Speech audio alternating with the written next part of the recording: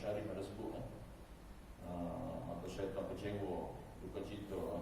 Kita baca doa nisfu Sya'ban, baca Yasin yang pertama, niat panjang umur, murah rezeki, letakkan iman. Ada baca 3 kali, gaji lah. Kita malas sekali dah. Malas tu tak payah baca. Ya. Pulang pada kita, yang penting kita ikhlas buat ibadat. Kata ulama, ikhlas dan istiqamah itu menandakan amal ibadat kita itu menjadi dan diterima oleh Allah SWT. Tanpa istiqamah belum tentu, tanpa ikhlas belum tentu kalau terima. Jadi insyaAllah tak apa, kalau kita tak dapat puasa hari ini, esok tak esok 15 tu kalau boleh, hari Senin tu kita puasa. Hari Senin tu jatuh 15 Sya'ban. Di malam tu kita kira mulai ada masjid susun, solat sunat Taubah, solat sunat hajat, boleh solat sunat nisfu Sya'ban pun boleh. Lepas tu ada tazkirah, lepas tu ada baca Yasin, lepas tu ada jamuan, ada ceramah, memuliakan malam nisfu Sya'ban. Ijma' ulama, malam itu malam yang barakah, malam yang mana diangkat bawa naik amalan kita. Kalau nak bawa hadis banyak. Baik, maka kita ambil kesempatan itu setahun sekali. Setahun sekali kita tak boleh baca Yasin. Ada setengah baca 3 kali. Tidak ada yang qat'i yang mengatakan baca Yasin ini sunat. Amalan itu sunat umum, hadis itu umum. Kita kira baca Yasin ke, baca Al-Baqarah ke, pulang. Tapi ulama dulu susun baca Yasin. Sebab Yasin ini jantung hati Al-Quran. Ada hajat, insyaAllah kita baca Yasin. Ya, boleh. Di malam itu kita berpuasa, malam itu kita kira bulan. Dan esok tu 15 bulan puasa sahaja atau puasa sunat nisfu Sya'ban. Kalau semai sunat saja atau semai sunat nisfu Sya'ban. Surah kuliah Allah pendek-pendek ya. Itu antara nisfu Sya'ban. Okay. Baik. Yang keduanya saya nak kongsi sedikit lah sebelum kita baca ni. Itu ada 2 amalan, iaitu yang mana amalan ni itu Imam Imam Habib Umar dan juga Syekh Tarikat daripada As-Satiri ya. Yang mana kalau kajian para siapa yang masuk pada malam nisfu Sya'ban menulis di atas kertas yang putih daripada surah Sad ayat 54. Surah Sad ayat 54 yang mana ayat ini ayat murah rezeki iaitu inna hadza la rizquna ma lahu min nafad. Inna hadza la rizquna ma lahu min nafad. Maksudnya sesungguhnya inilah rezeki daripada kami yang tidak akan habis-habis atau putus-putus. Tulis dalam satu kertas pada malam nisfu Sya'ban tu, bubuh dalam dompet duit. Dengan syarat dompet duit itu kita tak boleh dompet belakang. Kalau boleh dompet belakang tak boleh, kita duduk haram, duduk Al-Quran. Duduk bubuh dalam dompet duit yang mana selamat daripada kita duduk dan kita langkah. InsyaAllah dalam tahun itu dimurahkan rezeki, maka tidak akan jatuh miskin dan diluaskan rezeki pada tahun itu. Bubuh dalam dompet duit itu jangan buka. Jangan buka. Lipat dia dalam dompet duit jangan buka sampailah ke nisfu Sya'ban yang akan datang. InsyaAllah yakin rezeki berkat. Itu dia katakan ilmu tarik duit lah. Apa tarik duit bukan guna bomo lah. Boleh boleh. Surah Sad ayat 54. Ini pun kita baca kan. Kita baca inna hadza la rizquna ma lahu min nafad. Ada dua amalan yang mana kita baca lepas subuh boleh. Baca subhanallah 33 kali, alhamdulillah 33 kali, Allahu akbar 33 kali, baca ni 33 kali. Inna hadza la rizquna ma lahu min nafad 33 kali setiap hari. Maka murah rezeki. Murah rezeki. InsyaAllah tak akan jatuh miskin. Kita baca dalam doa. Mana bertawassul berhabis dengan ayat Quran firman Allah SWT. Mudah. Surah Sad ayat 54 boleh tengok. Inna hadza la rizquna ma lahu min nafad. Inna hadza la rizquna ma lahu min nafad. Boleh. Mana tahu dengan izin Allah. Murah sikit penuh baik duit kita. Kan? Orang kata ada duit ni semua jadi dah. Kan? Minta kaya, minta syurga tak ada masalah sebab Allah Maha Kaya.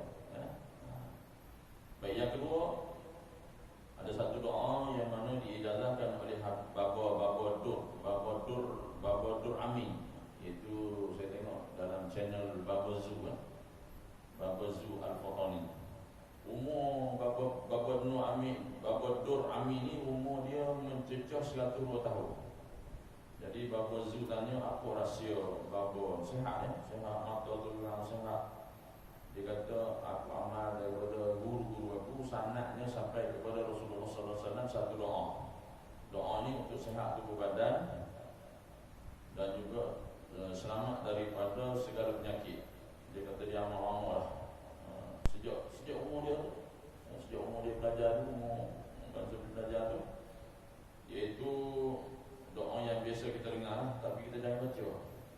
Baca satu kali sehari, tak kira bila satu kali sehari. Yang penting dalam satu hari itu satu kali. Apa dia tentang doa? Doa selamat. Allahumma inni as'alukal afwa wal afiyah fid dunya wal akhirah. Bisa dengar kan? Bisa dengar. Kita ni cakap, bisa dengar. Bisa dengar, tapi tak aman. Macam salah. Bisa dengar, tapi aman? Tak aman. Allahumma inni as'alukal afwa Allahumma inni as'alukal afwa wal afiyah fid dunya wal akhirah. Maksudnya lebih baik, ya Allah, aku nak berdoa ya Allah berilah kesihatan, afwa dunia wal akhirah, dunia dan akhirat. Itu doa dia. Satu kali, sekejap ya. Allahumma inni as'alukal afwa wal afiyah fid dunya wal akhirah. Allahumma inni as'alukal afwa wal afiyah fid dunya wal akhirah. Yang mana tengok ni live ni. Boleh tu dicatat. Ini doa ni dia rasanya tidak dalam Quran. Tadi dalam Quran, ini doa. Ini sanadnya sampai kepada Rasulullah sallallahu alaihi wasallam. Dia kata, apa rahsia bapa doa ni sihat ni? Dia kata, aku amal bacaan ini satu kali sehari. Allahumma inni as'alukal afwa wal afiyah fid dunya wal akhirah. Boleh? Itu amal insya-Allah. Baik, tuan-tuan sedang yang dirahmati Allah Subhanahu wa taala sekalian. Kita dah nak berakhiran. Kalau kita sebelum ni belum berpuasa Syaban, kalau sengaja kita puasa di Mekah Syaban baru nak puasa sunat, ada ulama yang katakan tak boleh puasa lah. Tapi kalau kita dah biasa di sini kami bulan Rejab dan Syaban, teruskanlah. Cuma 30 Syaban yang puasa lah haram. Itu dia panggil hari Syak. Baik. Kalau orang yang kodok tak ada masalah, puasa sampai habis Syaban. Ya. Kita baca muka surat 205. Rasanya tak habis lagi ni. Ada buku lain, 3 lain. 2, 4, 6 muka surat lagi. Rasa sekali lagi pun habis. Tak apa, yang penting kita menghayati, memahaminya insya-Allah. Ini tajuk yang tinggi sekali dah. Itu tajuk yang terakhir yang tinggi lah, iaitu tingkatan fana. Fana ni sifat apa makhluk? Bapa tu Allah. Jadi kita fana ni secara kerohanian, secara makrifah. Okay? Bismillahirrahmanirrahim. Semoga Allah memberkati tuan-tuan kita. Qala musannifu wa nafa'ana bi'ulumihi fid dharain. Ya. InsyaAllah lepas ni saya akan pilihkan tajuk mungkin Qalbus Salim, iaitu kitab Penama Bagi Hati yang ditulis oleh Ustaz Hatijo. Penama Bagi Hati Bukas secara rinci. Atau satu lagi Mukasyafatul Qulub Imam Al-Ghazali. Kita cerita buat tasawuf subuh ni sesuai. Cerita buat fiqh subuh-subuh ni tak sesuai.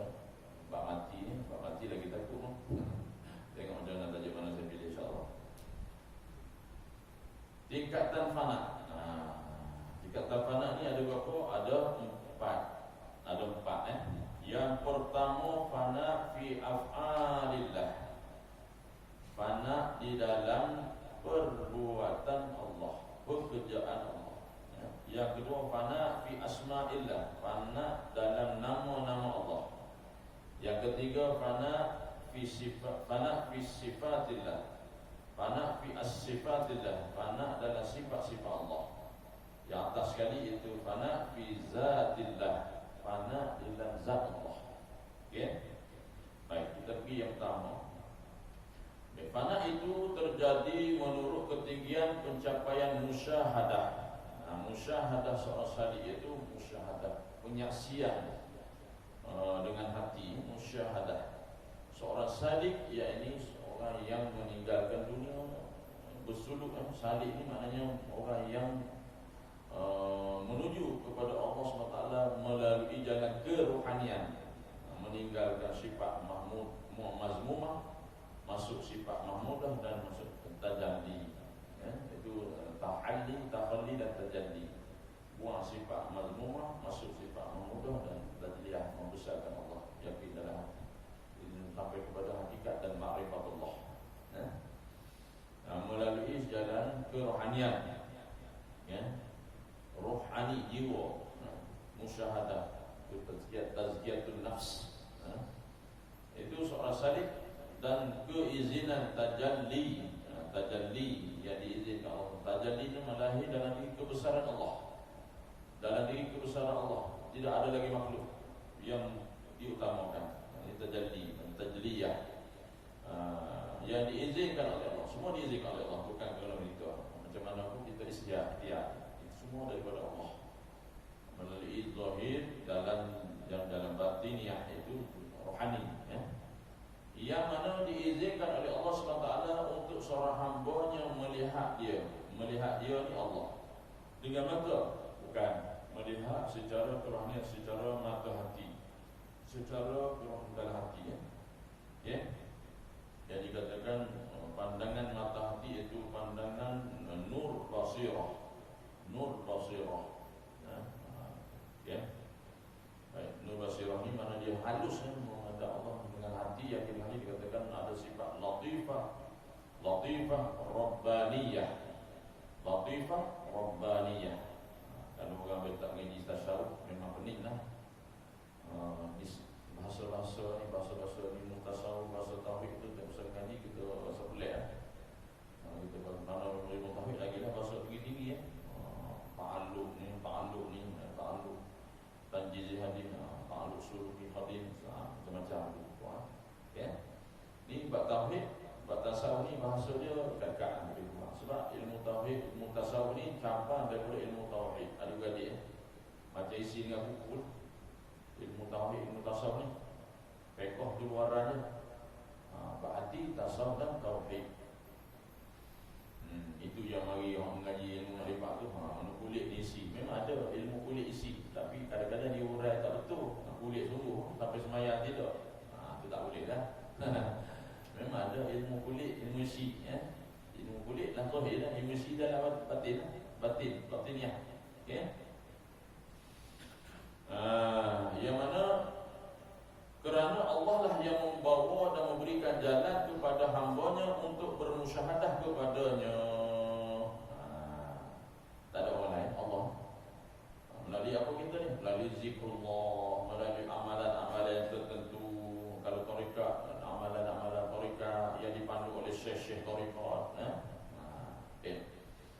Tingkatan fana itu mempunyai 4 tingkat. Yang pertama, fana fi al-af'alillah. Fana fi al-af'alillah. Di mana tingkatan pertama ini, seorang hamba Allah SWT telah mulai dalam situasi di mana akal fikirannya sudah mula tidak berjalan, melainkan secara ilham. Dia tak gunakan semata-mata. Ilham daripada Allah SWT kepada otak dia, daripada nur ilahi. Nur ilahi, cahaya ilahi, petunjuk Allah. Dalam muhadarah. Dalam muhadarah ni maknanya hadir hati. Kehadiran hati beserta Allah SWT. Maknanya dia tengok apa pun tak gunakan, tu masuk dalam hati. Memandang dia tu memandang dunia, dia tak pandang dunia, tetapi dia sentiasa memandang Allah. Itu dikatakan memandang hadiran hati itu. Di mana segala gerak dan diam si hamba telah lenyap. Ini orang dah sampai kepada ma'rifah, kepada makamnya, lepas pada syariat tarikat dan makam hakikat dan ma'rifah. Yang ada hanya gerak dan diam dalam daripada Allah Subhanahu wa taala.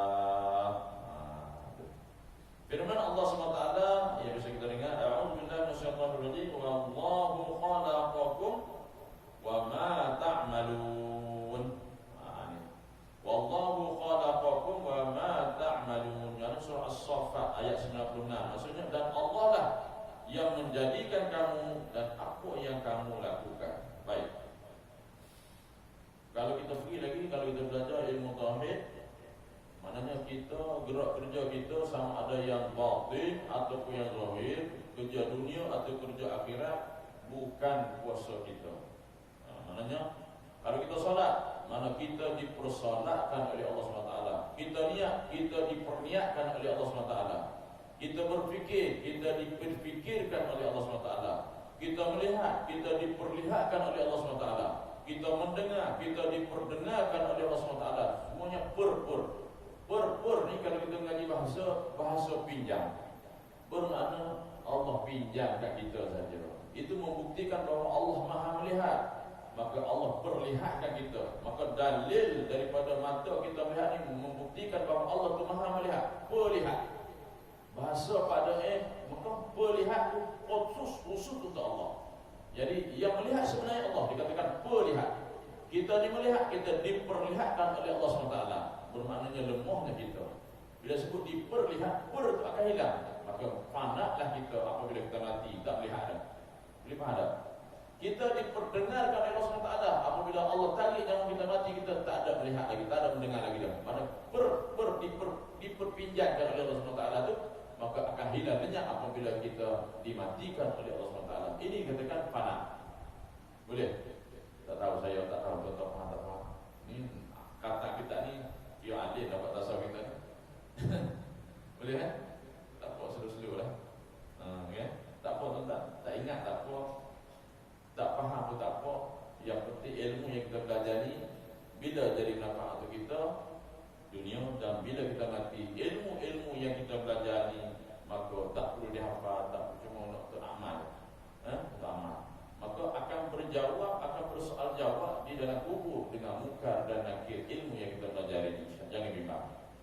Walaupun kita tak hafal. Okay? Ini pentingnya untuk ilmu. Buktian. Kalau tak mengaji nak jawab ke mana? Agak-agak nak jawab ke mana? Nak meniru kawan sebelah? Mana boleh?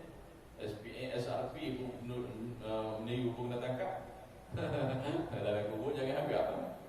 Contoh kan? Baik. Ini kena faham ni. Allah lah yang mendidik kamu dan apa yang kamu lakukan, bermakna itulah kerja Allah. Ada orang tanya kita, ada tengok-tengok tanya nak tanya kita. Okey, kata Allah tu ada, buktikan Allah itu ada. Adanya alam ini. Tanya lagi. Apakah bukti Allah itu ada? Apakah pekerjaan? Apa yang Allah buat sekarang ni? Oh, dia nak test kita. Apa yang Allah buat sekarang ni? Allah buat apa sekarang ni? Allah tidur? Puasa? Dah. Jadi orang cerdik, senang jawapan dia. Apa yang berlaku pada makhluk tu, gerak dia makhluk tu, itulah kerja Allah. Itu orang ngaji tauhid dia jawab, tak ngaji ngano. Banyak soalan-soalan tanya. Okey, sebelum Allah ada ni Allah duduk mana? Tanya. Dia nak pusing soalan. Sebelum Allah ada Allah duduk mana? Agak-agak nak jawab ke mana kita? Sebenarnya soalan tu soalan bodoh lah. Tapi takkan kita cakap dia soalan bodoh. Kita kata dia bodoh, kita bodoh. Dia tanya macam tu, dia bodoh tak, kita kena bagi dia cerdik. Sebelum Allah ada, Allah duduk mana? Agak nak jawab ke mana? Kita jawab senangnya, Allah tu tidak bertempat. Bermakna Allah tidak ada tempat. Allah ada, sedia ada. Tempat ini baharu yang dijadikan oleh SWT. Itu jawapan kita. Yang ngaji tak ngaji ngano. Nampak tuan-tuan? Baik. Itu contoh kan. Dia tanya apa kerja Allah. Buktikan mana kerja. Senang. Kalau mau nak tahu kerja Allah, okay, kamu bangun. Kamu berjalan mai kaki. Pergi duduk balik. Nak tahu kerja Allah, itulah kerja Allah. Saya gerak tanpa Allah gerakkan, mustahil kamu boleh gerak. Itulah kerja Allah. Itu jawapan yang simple. Kita contoh sekali. Contoh. Itulah kita contoh. Jadi kadang-kadang kesilapan kita hari ini, kita meletakkan kuasa diri, kita lah gerak, kita lah bekerja, kita lah semayang, kita secara mutlak zahir kuasa diri. Mana ada kita letak diri kuasa kita tanpa sadar dengan Allah SWT. Ini yang kata ulama menjadi syirik khafi. Bahaya. Dalam ibadat kita pun boleh syirik khafi. Pasal apa? Pasal kita semayang, kita kata kuasa kita mutlak, bukan kuasa Allah. Salah. Gerak yang daripada kita, semua daripada Allah. Bermakna tidak terlepas daripada kudrah dan iradah Allah Subhanahu Wa Taala. Inilah kita. Ini penting. Ilmu tauhid gabung ilmu tasawuf. Okay. Dan Allah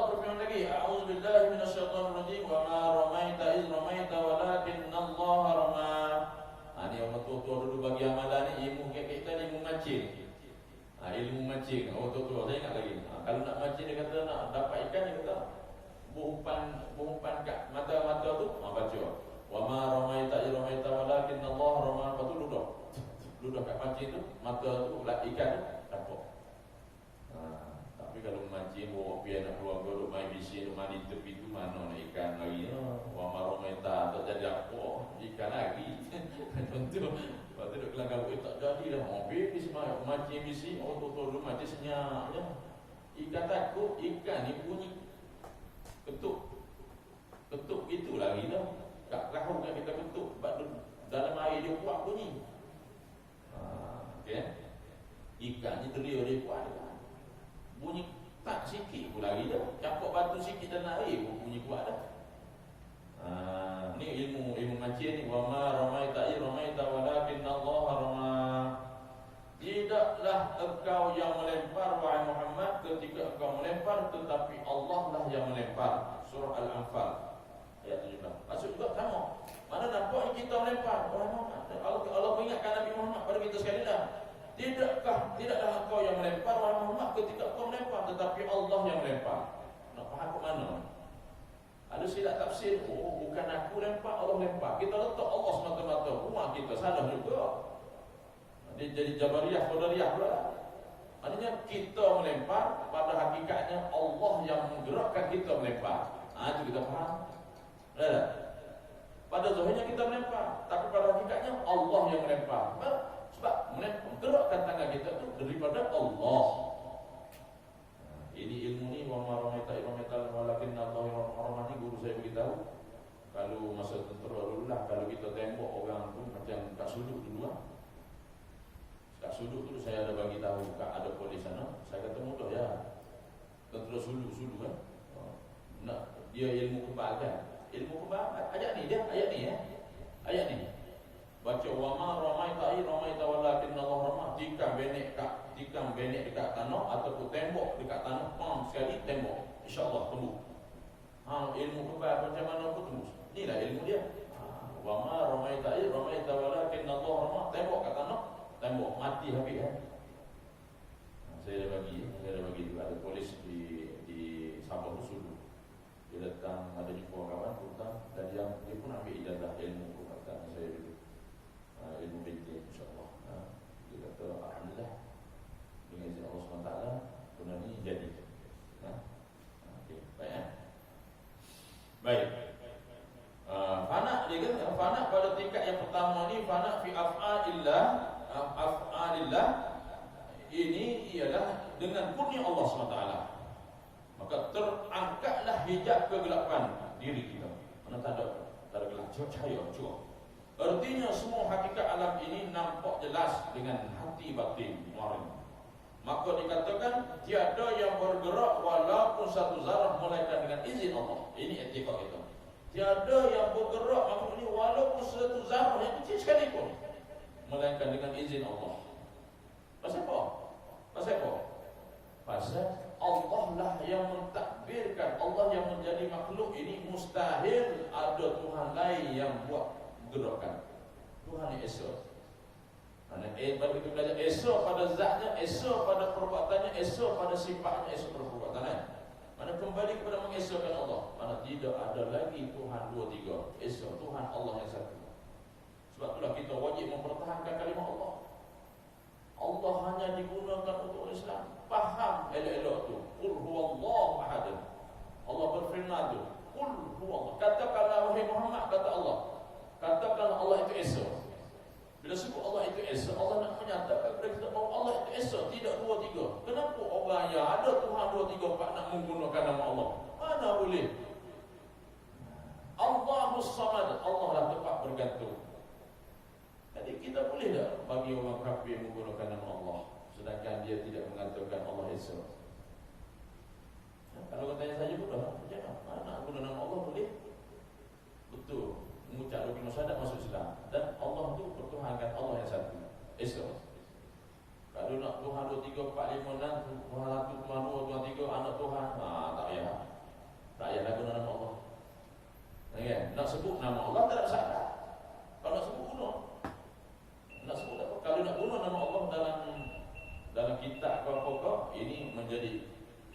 agama Islam. Jadi orang tak faham ni habis mengatakan Allah itu sama. Kata agama sama, Tuhan yang sama. Ya apa agama sama? Ya apa Tuhan yang sama? Santai. Kalau kita belajar ini tadi, Tuhan Allah ini ismu zat, Tuhan semesta alam. Tuhan orang kafir, Tuhan orang Islam, Allah Subhanahu wa taala sebenarnya. Sebab Allah yang menjadikan kita semua. Jadi adakah kita membiarkan Allah disyirikkan dengan sesuatu yang lain? Tak boleh. Nak sebut tak ada masalah. Ya? Jadi kalau orang tak faham masalah. Baik. Dengan itu lazimlah kita berkata la haula wala quwwata illa billah. Ini tauhid itu, hubungi dengan Allah. Tiada daya dan upayaku melainkan dengan izin Allah. Ini tuan-tuan saya nak kongsi. Semalam saya ceramah Isra Mi'raj di Sungai Ingkong. Apabila Nabi sallallahu alaihi wasallam Mi'raj naik ke langit sampai langit 7, Nabi jumpa siapa? Nabi Ibrahim alaihissalam. Nabi Ibrahim duduk bersandar di Baitul Ma'mur. Yang menggambar kepada kita Baitul Ma'mur ni setiap hari 70,000 malaikat sedang tawaf. Maka Nabi sallallahu alaihi wasallam bersolat di situ di Baitul Ma'mur. Dan Nabi nampak dari Baitul Ma'mur tu direct terus ke Kaabah. Kata ulama, kalau di balik batu daripada langit yang pertama, pintu langit jatuh betul-betul bertempat atas Kaabah. Di bumi manusia tawaf. Di langit malaikat tawaf di Baitul Ma'mur. Maknanya nak cerita pasal Nabi Ibrahim. Nabi Ibrahim ni bapak kita. Nabi Ibrahim ni tuan-tuan, keturunan kita ni keturunan Nabi Ibrahim. Dia ada 3 sebelah satu saat. Dia ada 3 isteri Sarah. Kita ni keturunan Bani Jauh ini pula dengan Nabi Ibrahim itu daripada isteri yang mana Qanturah. Ni kena belajar sejarah lah. Sebab sejarah Melayu ni ramai diputarbelikkan oleh musuh Islam. British, Pusda, Puli, api kita. Asal Melayu, kita ni bahasa Mongolia ni, asal Melayu ni dah diputar sejarah oleh orang-orang yang orang lain, orang-orang yang benci pada Islam. Kita ni daripada Nabi Ibrahim, keturunan Nabi Ibrahim, daripada isterinya Qanturah. Baik. Nak cerita apa? Bila Nabi naik sampai kepada Aras, ditemui oleh Jibril, naik ke atas ke Sidratul Muntaha, Mustawa A'la, Syariful A'la tu, maka Nabi yang sendiri lah. Itu tempat yang mana dipilih oleh Allah SWT untuk Nabi menerima wahyu salat. Bukan bermakna Allah ada di situ. Sama juga berlaku pada Nabi Musa. Nabi Musa nak tengok Allah, maka Allah kata kamu pergi bukit Tursina, kamu tengok kuasa aku. Baru bagi cahaya, jauh bukit gunung tu. Pesa dengan Nabi Musa. Bermakna tak boleh lihat Allah. Allah tajalli, kuasa Allah cahaya pesa dah. Bukan bermakna Nabi Musa berjumpa Allah di situ. Bukan bermakna Nabi bertemu Allah secara zat Allah di situ. Bukan. Allah tidak bertempat. Lepas itu, apa yang Nabi pesan, Nabi Ibrahim pesan, saya nak kongsi sikit supaya kita amalkan. Maka Nabi Ibrahim kata, wahai Muhammad, kamu hari ini nak jumpa Allah, nak menghadap Allah, nak terima solat. Kamu balik, dia kata, pergi sana kepada umat kamu. Aku bagi satu amalan, yang mana amalan tersebut ialah sekali umat membaca, maka satu pohon tumbuh di dalam syurga. Apa dia tuan-tuan? Ada 5 kalimah. Subhanallah, walhamdulillah, wa la ilaha illallah, wallahu akbar, wa la hawla wa la quwwata illa billahil azim. Baru kita kalau boleh kita zikir satu hari ni, paling-paling pun mampus satu kali sehari. Kita sudah tanam tiap hari pohon di syurga. Ini wasiat Nabi Ibrahim kepada Nabi kita, Nabi Muhammad sallallahu alaihi wasallam. Banyak lagi lah. Antaranya Allah bagi kepada Nabi kita itu fadilat jihad, fadilat sedekah, fadilat qiyamul lail, banyak lagi lah. Zikir, itu salah satu lagi Al-Fatihah 7 ayat yang diulang-ulang. Lepas tu ayat kursi. Itu semua terima dari Isra Mi'raj. Begitu juga berbekam. Berbekam tu malaikat pesan suruh Nabi berbekam. Itu sunnah.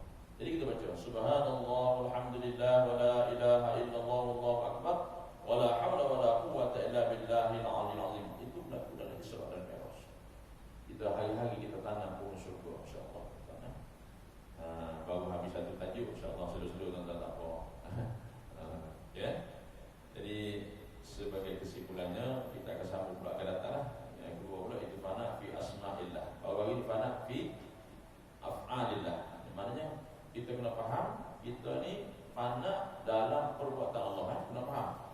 kena faham tajuk ni. Fana dalam perbuatan Allah. Bermakna kita ni fana. Kita tak ada kuasa. Gerak kerja kita semua cakap saya ni bukan kuasa saya, Allah gerakkan. Ini kita faham ada fana fi af'alillah. Boleh faham? Fana kita dalam perbuatan Allah. Jadi balik-balik ni apa saya cakap tadi? Fana apa tadi? Mana fana fi af'alillah, mana fana kita ni dalam perbuatan Allah. Kita ni fana. Yang menggerakkan kita ialah yang baqa, itu Allah sebenarnya yang menggerakkan kita. Kita semua dipinjamkan saja. Boleh? Faham? Akan datang kita sambung pula, itu fana fi asma'illah. Fana di dalam nama-nama Allah. Nama Allah. InsyaAllah. Dari itu saja tuan-tuan. Semoga perkongsian kita hari ini memberi manfaat untuk diri sendiri yang rumah, yang jahil, yang fakir, yang banyak dosa ini. Jadi sama-sama kita buat persiapan yang sebaik mungkin dari segi keuangan, kesihatan, jasmani, rohani, ilmu untuk kita menghadapi Ramadan al-Mubarak. Marhaban ya Ramadan. Banyakkan doa, Allahumma barik lana fi Sya'ban wa ballighna Ramadan. Wa ballighna Ramadan, wa ballighna Ramadan. InsyaAllah. Enggak untungnya kita kalau kita Allah panjangkan umur kita masuk dalam bulan Ramadan, bermakna kita menjadi kembali kepada fitrah, seumpama kita bayi yang baru dilahirkan daripada perut ibu. Masya Allah, Allah. Ini yang kita harapkan. Ada sahabat kita dah buat persiapan untuk menghadapi Ramadan. Bukan takat Ramadan, bersiap-siap dah untuk raya. Puasa tak lagi, raya dah siap dah, tak apa. Tapi Allah mati dah. Allah bagi mati dah tuan-tuan. Tak sempat bertemu Ramadan. Kita pun dah tentu. Jadi kita doa lah tuan-tuan. Apa qada ni, qada umrah, qada mu'allaq ni